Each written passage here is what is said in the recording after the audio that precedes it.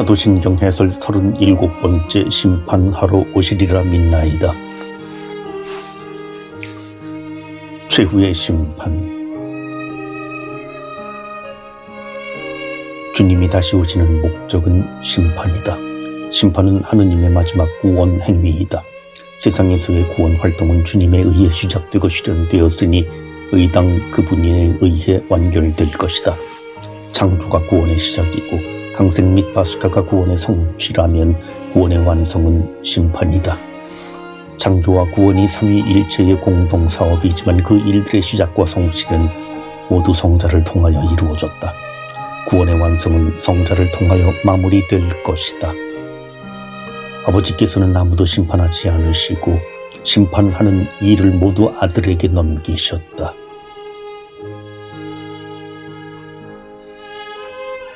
판결은 마지막 일이다.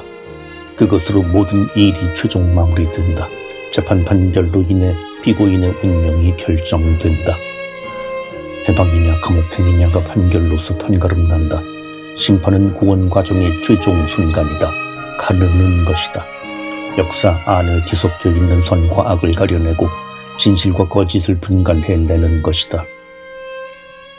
사람의 아들이 영광에 쌓여 모든 천사와 함께 오면 목자가 양과 염소를 가르듯이 그들을 가를 것이다.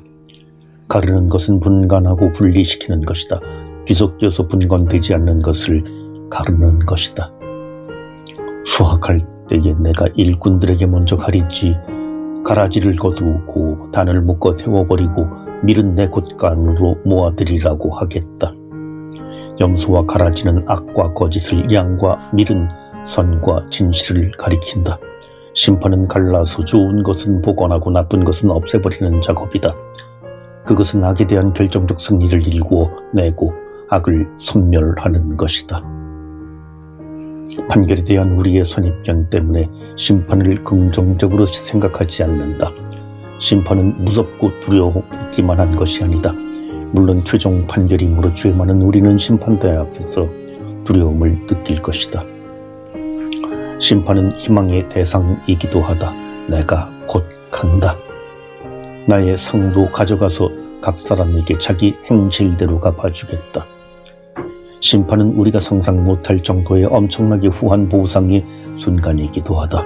심판 때에 우리가 이 세상에서 행한 작은 친절과 미소, 격려와 도움, 슬픔과 눈물, 고통과 박해에 대한 후한 보상을 받게 될 것이다.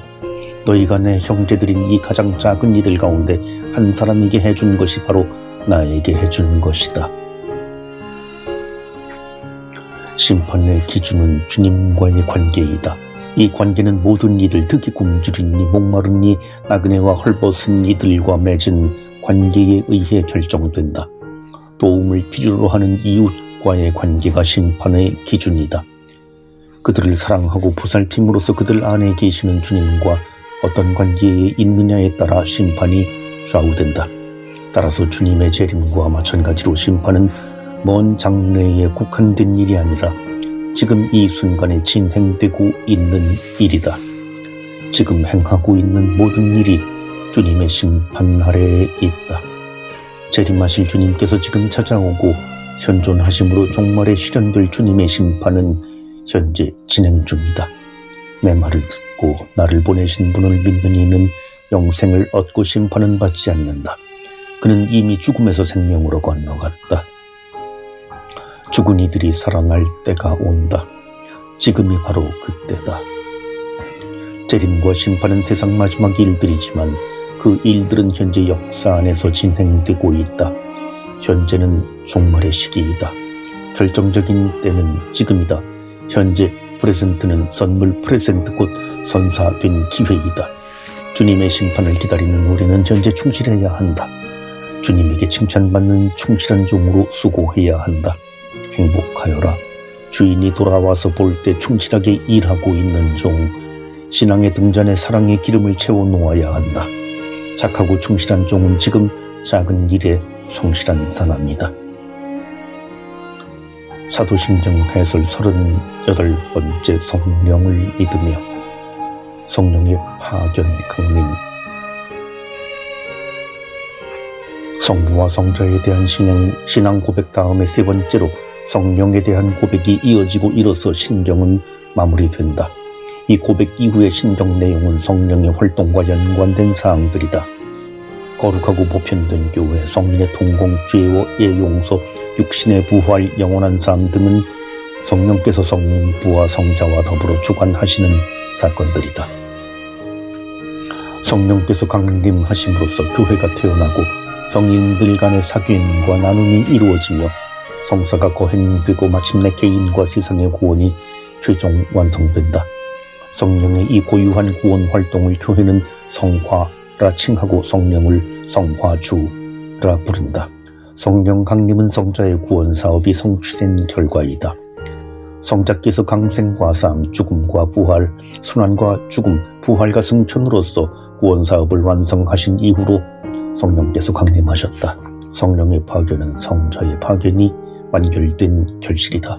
이는 무엇을 의미하는가? 성부로부터 계획되고 준비되어 왔으며 또 성자에 의해 실현된 결정적 구원 사건들이 성령에 의해 계승되고 최종 마무리됨을 뜻한다. 생명을 주시는 주님이신 성령은 성부로부터 비롯하고 성자를 통해 실현되는 모든 것, 하느님의 사랑과 은총과 생명 등을 성령께서 거룩하게 하시어 완성시키는 성화주이시다. 성령 없이는 교회가 생겨나지도 않았을 것이고 스스로 지탱하지 못하고 성인들 간의 친교는 성립되지 않으며 성사도 이루어지지 않고 하느님의 사랑과 생명이 시간과 공간의 제약을 벗어나 온 세대 사람들 안에서 자라지도 결실 맺지도 못할 것이다. 성령이 성부와 성자보다 못하고 뒤떨어지기 때문에 두 신적 위격 다음에 호칭되는 것이 절대 아니다. 성부와 성자와 더불어 영광과 흠숭을 받는 주님인 성령께서 세 번째로 호칭되시는 것은 거룩하게 하시는 성령의 고유한 역할 때문이다. 성부가 시초에, 성자가 과정에, 성령이 마침에 각기 고유하게 작용하시는 것이다.